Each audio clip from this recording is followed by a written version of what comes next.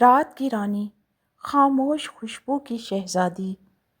کہانی ایک ایسے باغ کی جہاں پر پھول دن بھر چہچہاتے تھے، سورج کی روشنی میں کھلتے اور اپنی خوشبو بکھیرتے تھے، مگر ایک کونا ایسا بھی تھا جہاں دن میں سناٹا چھایا رہتا، کوئی پھول نہیں کھلتا، صرف سبز پتے اور خاموشی۔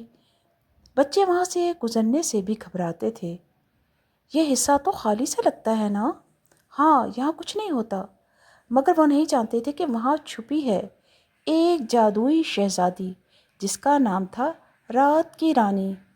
وہ دن کے وہ خاموش رہتی، اپنے آپ کو چھپا لیتی، مگر جیسے ہی سورج غروب ہوتا، چاندنی اترتی، وہ جاگ جاتی۔ پھول کھلتا اور اس کی خوشبو پورے باغ کو مہکا دیتی۔ کوئی اسے دیکھ نہیں سکتا تھا، مگر محسوس ضرور کر سکتا تھا۔ ایک دن چھوٹا سا لڑکا ایان رات کو چپکے سے باغ میں آیا۔ امی کہتی ہیں کہ خوشبو صرف رات کو آتی ہے، کیا سچ میں کوئی رات کی رانی ہوتی ہے؟ جیسے ہی وہ اس خاموش گوشے میں پہنچا، اچانک ہوا مہکنے لگی، ایک نرم خوابوں جیسی خوشبو۔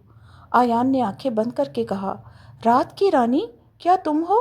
ایک مدھم سی سرگوشی آئی، میں ہمیشہ یہیں ہوتی ہوں، مگر صرف وہی مجھے پاتے ہیں جو خاموشی میں سن سکتے ہیں، خوشبو میں دیکھ سکتے ہیں۔